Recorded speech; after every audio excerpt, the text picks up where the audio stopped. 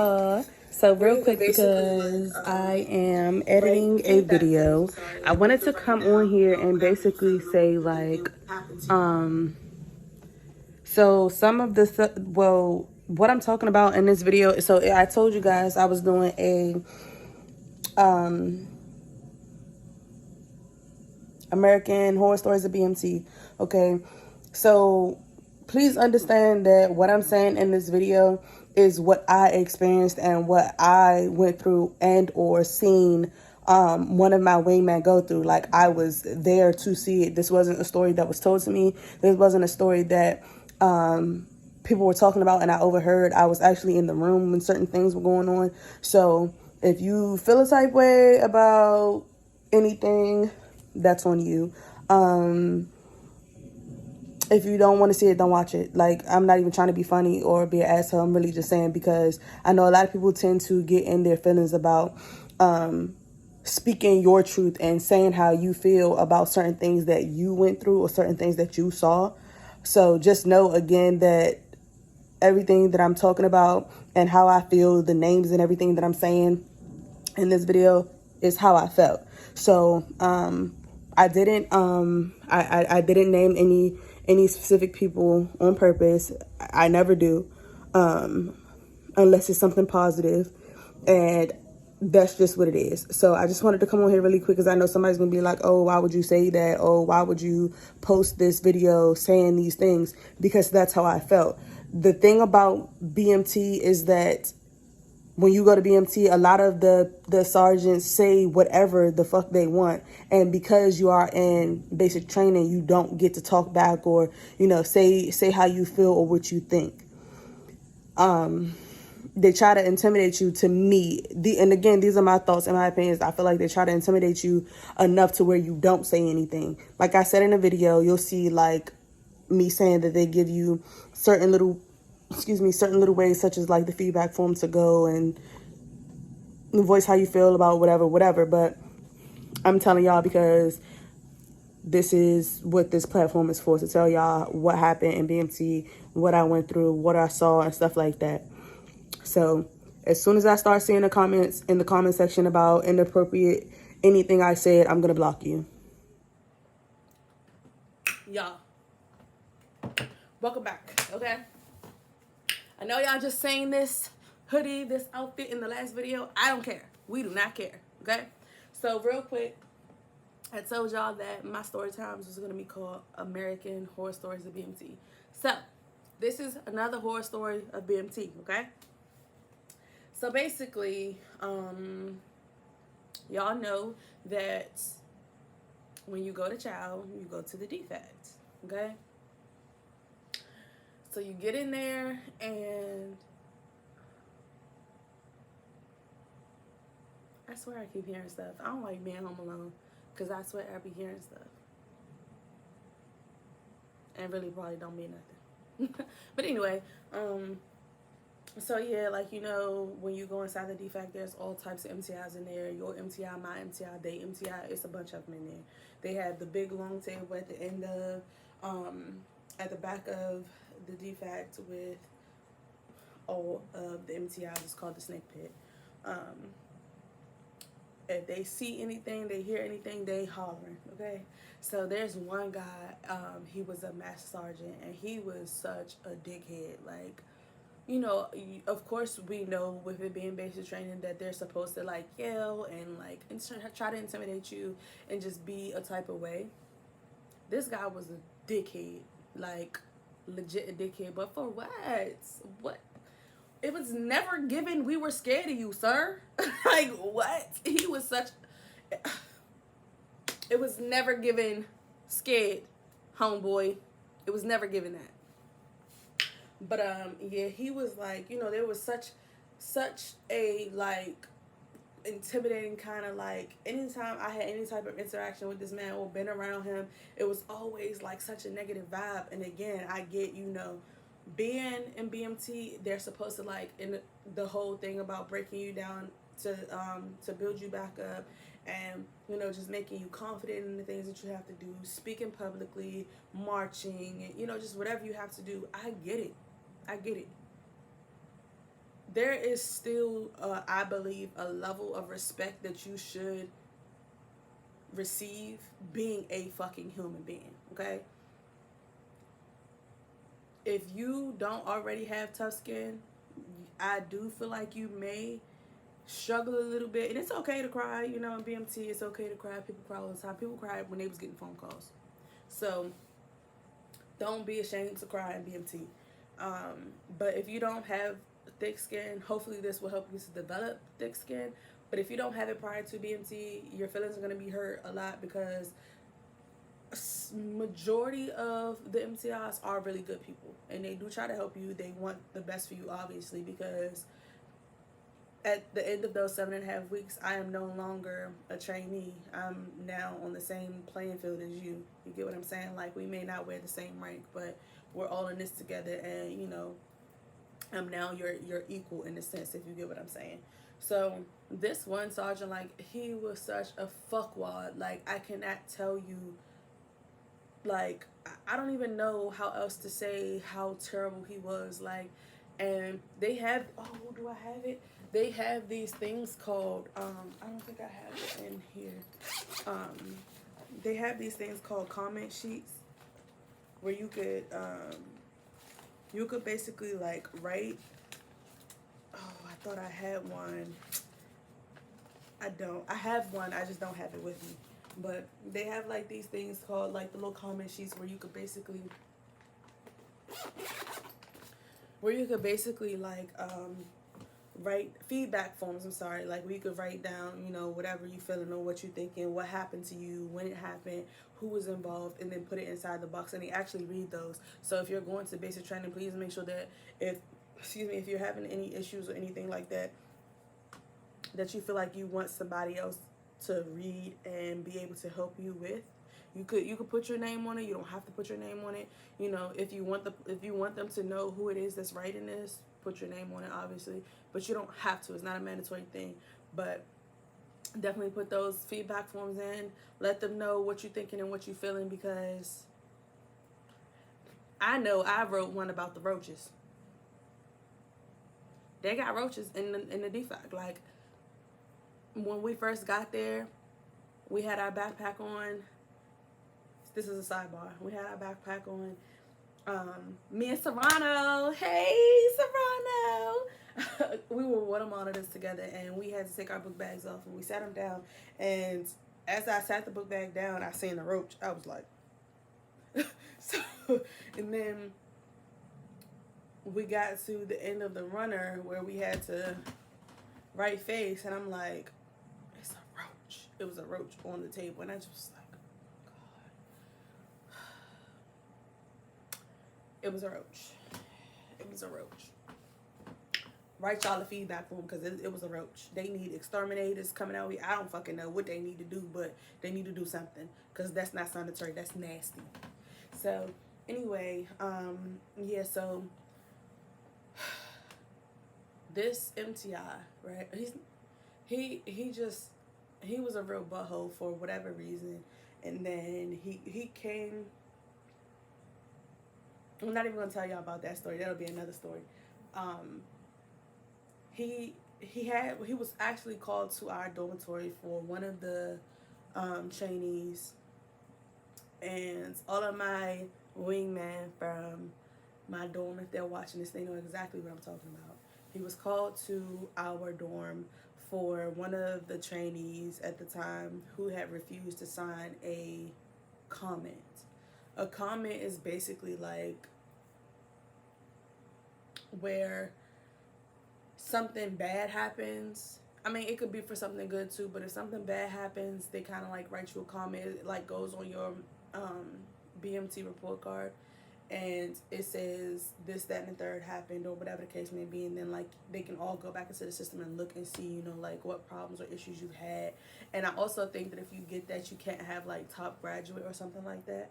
But anyway, I'm just gonna say it's good to if you can obtain those things, but at the same time, that shit goes nowhere. Don't press yourself out or be so hard on yourself to get top graduate or like top shooter. Like, again, it's good to have, but like, It goes nowhere after that. Like, especially like if you're not in like security forces or something like that, because you do have a chance to get to shoot again when you go to tech school for security forces, and you're able to get top shooter again there. So it's like, you know, whatever. You get a ribbon for it, but whatever. I don't know. Let me not even do that to y'all. Anywho, she refused to sign a comment, and then he was called in. So he comes in, and he comes in hollering. Okay. And it was like literally so close to bedtime. So he comes in, he's hollering. He's like, everybody to the day room now. So we're all going to the day room. We're rushing. We get in there. Y'all, he writes a line on the board, does just like this. A slanted line on the board, right?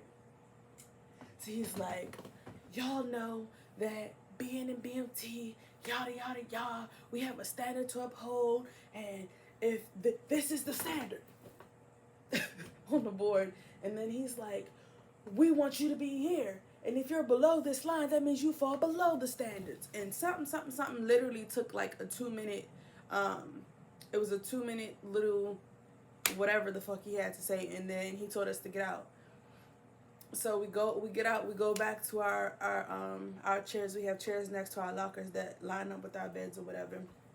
He's screaming, he's hollering at the train. He's like, are you gonna sign this? And like, he was like, you're gonna sign it. Like, at that point, at that very moment, I would have definitely, they put her through a lot of shit. I'm gonna say that. Definitely, when you see your wingman going through something, talk to them. Rally around them, try to, you know, just support them in whatever they're going through, and let them know, because they do say a lot of people commit suicide and things like that in BMT. But she was older. She was like 40 years old. They put her through some shit. And I definitely, me being older as well, like, it was like 4 of us that were older than everybody else. Like, the youngest we had was 17, and then like we had like 21s, 22s and stuff like that. But really, I don't believe anybody was like really over the age of 23 besides me and the 3 other women. They treated her so bad, like, throughout the whole BMT. And this was just one of the things that I felt like people should know about, especially you guys if you're getting ready to go or whatever. Like, they treated her horrible. And it was just like, you know, sitting back watching certain things, like, I don't feel like nobody really stuck up for her. And personally, sitting back watching it, I felt bad, because typically I would be like, that's not right. Like, you know, that's not right. And it made me feel bad. Like, it definitely did something to me, because I'm a mom. So you know, when you see people hurting, and you see people going through things, and there's nothing you can do about it, like, you can't take that pain from them, it hurts, you know. And then this is somebody that we've all been living with, somebody that, you know, we've all grew to like and love, and, you know, just built a family with all of these girls in this dormitory. And then for you to just come in here and treat her like shit, like, it hurt to see that. And he was like, I don't care about your tears. And like, he was hollering and like just kept yelling.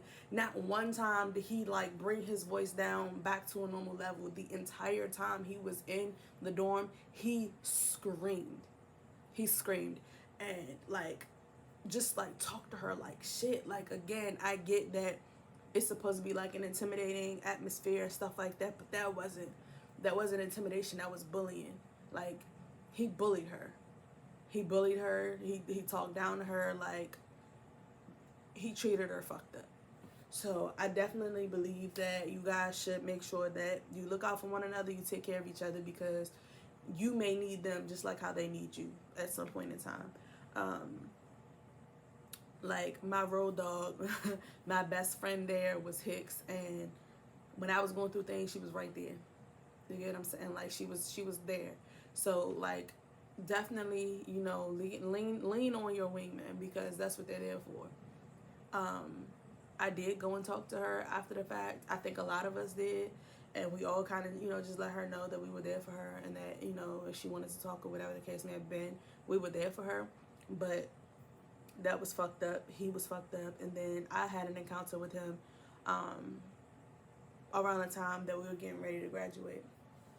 And we do the airman's run. Prior to the airman's run, they do like, what is it called? I forgot.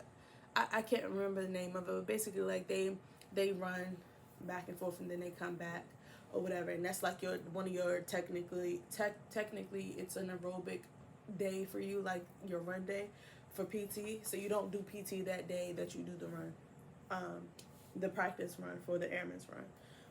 So we're running. Mind you, I'm injured. We're running. We're going. And then I'm like, oh no, I gotta stop. This hurts, So I stop and we fall out or whatever. Me and one of my airmen, we fell out.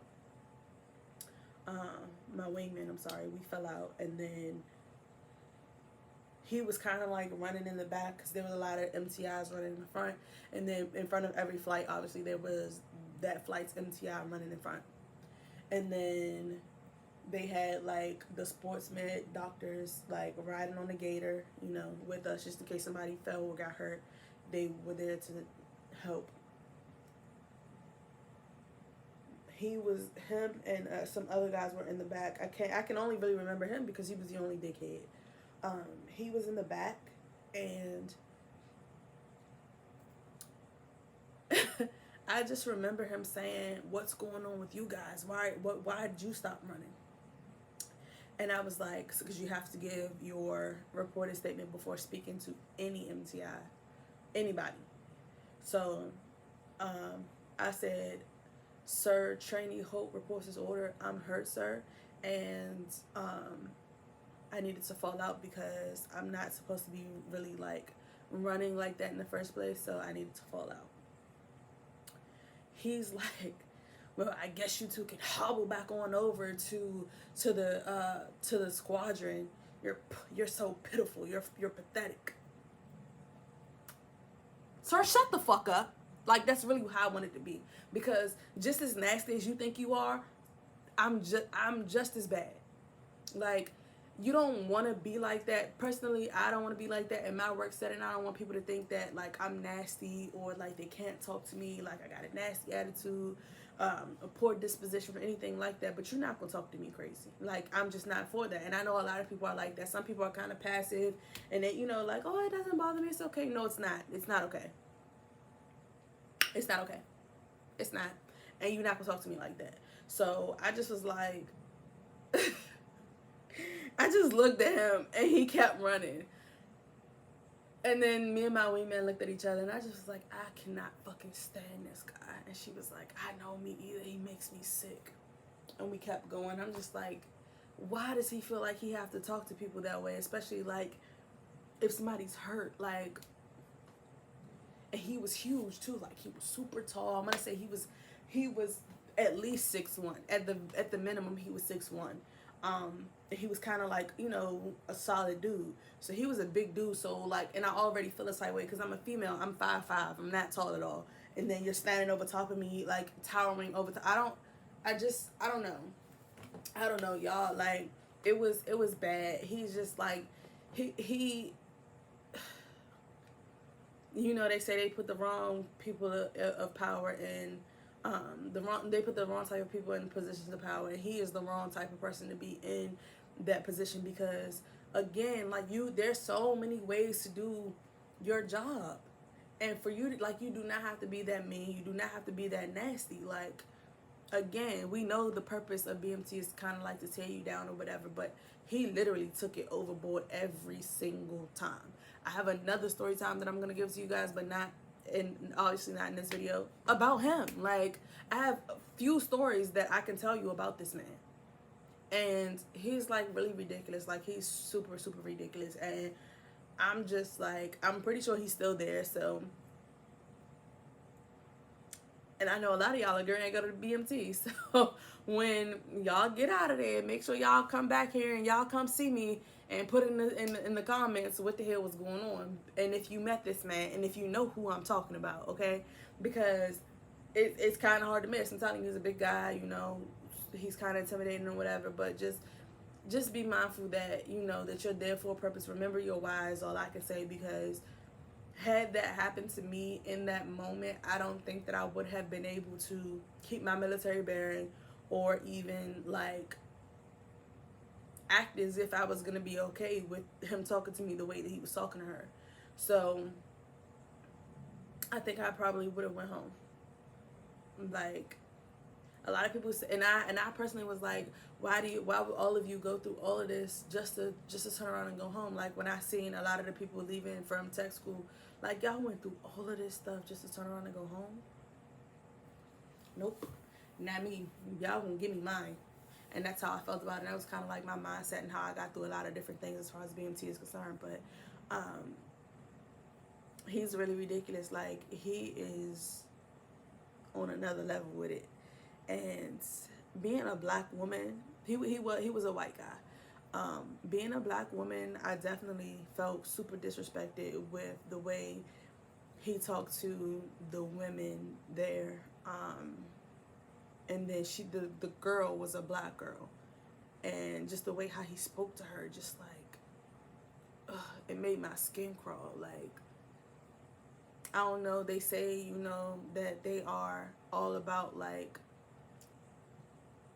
being open and welcoming to different